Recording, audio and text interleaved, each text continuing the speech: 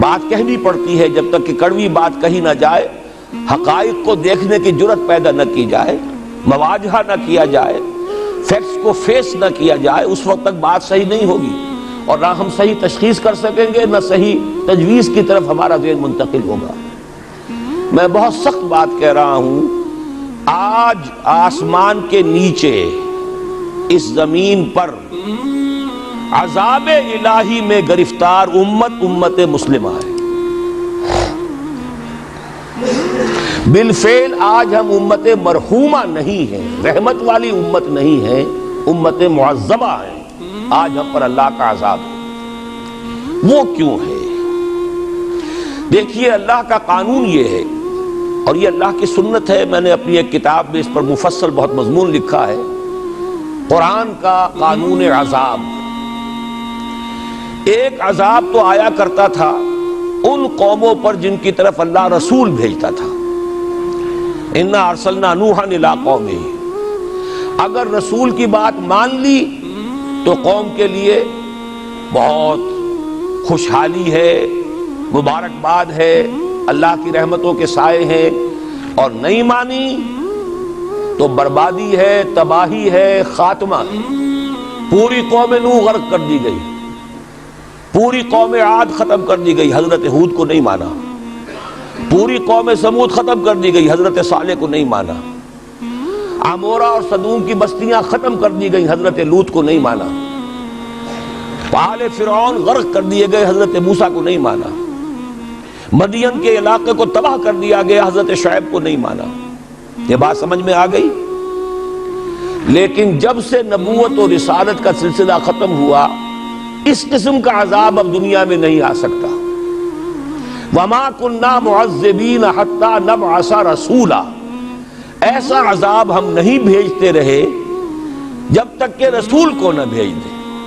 رسول آ گیا، اس نے حق کو بیان کر دیا، بات کو کھول کھول کر مبرہن کر دیا، ہر چیز واضح کر دی، کوئی مغالطے کا امکان نہ رہا۔ جاء الحق وزهق الباطل، ہر شے جو ہے دودھ کا دودھ، پانی کا پانی جدا ہو گیا۔ اب بھی جس نے نہیں مانا تو معلوم ہوا اس میں کوئی خیر نہیں ہے۔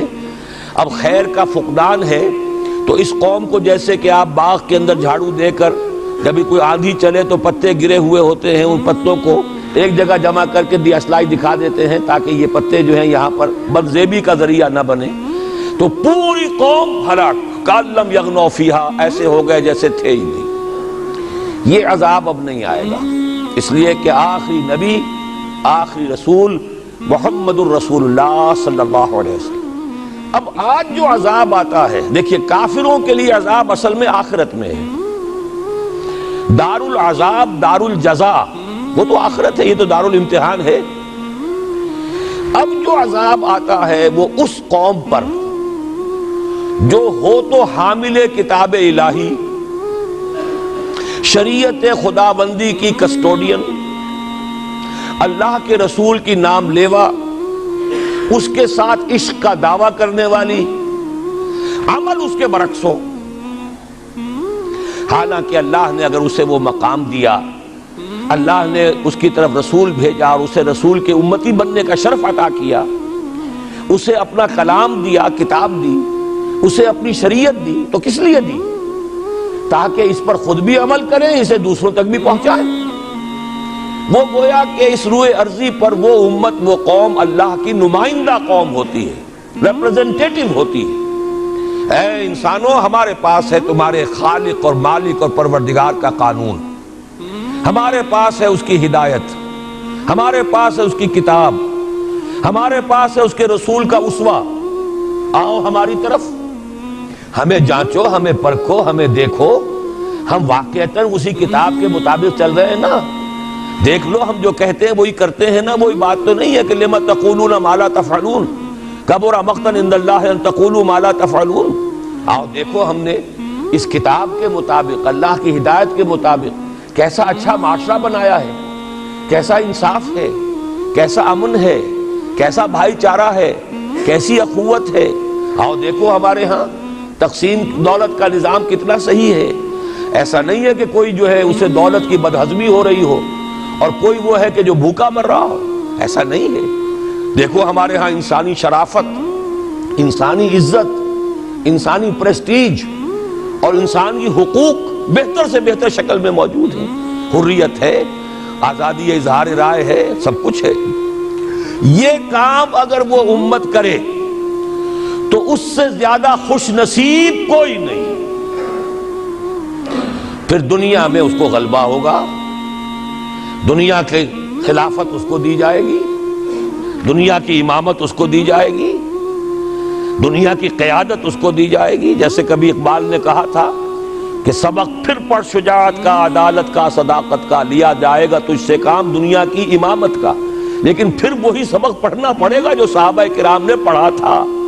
جب صحابہ کرام نے وہ سبق پڑھا تھا تو دنیا کی امامت اللہ نے ان کو عطا کی تھی کہ نہیں کی تھی؟ اگر تو اس کے مطابق عمل ہے تو ان سے زیادہ اللہ کو محبوب کوئی نہیں. اور اگر طرز عمل برعکس ہو جائے، کہیں کچھ اور کریں کچھ اور، کہیں یہ کہ قرآن پر ہمارا ایمان ہے اور اس کے قانون کو نافذ نہ کریں، کہیں یہ کہ ہماری تو محبوب ترین شخصیت محمد ہیں اور ان کی سنت کے اوپر عمل نہ کریں صلی اللہ علیہ وسلم. قرآن نے جس شے کو حرام کیا ہے اس پر اس کا استعمال کر رہے ہوں.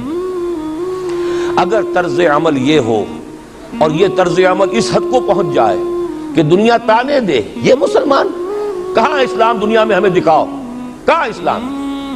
یہ مسلمان کیا اسلام پر کاربند ہے؟ جارج برنارڈ شاہ نے کہا تھا کہ میں جب قرآن پڑھتا ہوں تو محسوس کرتا ہوں اس سے بہتر کتاب کوئی ممکن نہیں، لیکن جب مسلمانوں کو دیکھتا ہوں تو محسوس کرتا ہوں ان سے زیادہ ذلیل قوم دنیا میں کوئی نہیں.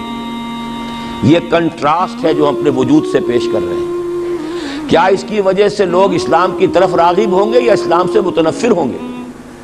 کیا ہمارا منہ ہوتا ہے ہم باہر جاتے ہیں؟ اسی لیے ہم تو تبلیغ، میں تو کم سے کم وہاں جا کر جو مسلمان کھوئی ہوئی بھیڑیں ہیں امت محمد صلی اللہ علیہ وسلم کی، انہی کو ریکلیم کرنے کی کوشش کرتا ہوں. جیسے کہ حضرت مسیح نے کہا تھا میں تو بنی اسرائیل کے گھرانے کی کھوئی ہوئی بھیڑوں کی تلاش میں آیا ہوں. میرا منہ نہیں ہے کہ میں وہاں کسی امریکن سے بات کروں. وہ یہ کہے گا تم اپنا گھر تو سنوارو، فزیشن ہیل تھائی سیلف.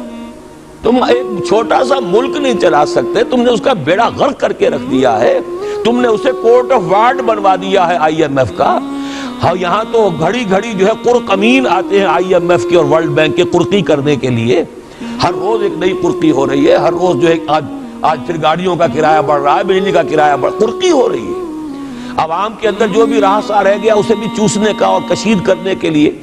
ایک حکومت کو گرا دو وہ تو بدنام کر دی گئی، دوسری حکومت لے آؤ اس کے ہاتھوں کچھ کام کروا لو، وہ بدنام ہو جائیں گے تو ان کو بھی ہٹا دینا. ان کا کیا کھیل ہے؟ یہ کھیل کھیلتے رہیں گے اور اس میں یہ ہے کہ اپنی قرقیاں کرتے چلے جاؤ. یہ حال اب کیا میرا منہ ہے کہ میں جا کر وہاں بات کروں؟ تم اپنے گھر کو دیکھو، تم اپنے ملک کو دیکھو. ایک وہ ہے جنہیں تصویر بنا آتی ہے، ایک تم ہو کہ لیا اپنی بھی صورت کو بگاڑ. ایک ہی ساتھ تم آزاد ہوئے تھے، ہندو بھی تھے کہ نہیں تھے. انہوں نے اس ملک کو بنایا ہے، اپنی معیشت کو، اپنی اکانومی کو اپنی بنیادوں پر، اپنے پاؤں پر، اپنے پیروں پر کھڑا کیا ہے. آج جو ہے وہ ایک منی سپر پاور بن چکا ہے. اور وہ کہ ڈرتا تھا پاکستان دو طرف سے ہمیں جو ہے قابو میں کر لے گا. پہلے تقریباً 20 برس جو ہے ہندوستان کے، بھارت کے کانپتے ہوئے گزرے ہیں پاکستان سے. اب 30 برس سے جو صورتحال ہے وہ آپ کو معلوم ہے. تو صورت یہ ہے کہ جب کوئی قوم جو امت مسلمہ ہو یہ طرز عمل اختیار کرتی ہے تو عذاب اس پر آتا ہے. بڑی کڑوی بات ہے. آج عذاب کفار پر نہیں آ رہا، وہ تو اللہ تعالیٰ ان سے آخرت میں نمٹ لے گا. اور آخرت تو ہے ہمیشہ کی، بڑا سو عذاب تو وہی کا ہے. وَلَعَذَابُ الْآخِرَةِ أَكْبَرُ لَوْ كَانُوا يَعْلَمُونَ. دنیا میں کفار پر عذاب آتا تھا جب کوئی رسول بھیج دیا جائے، اب رسول آئے گا نہیں. لیکن اب دنیا میں جو عذاب آتا ہے وہ مسلمان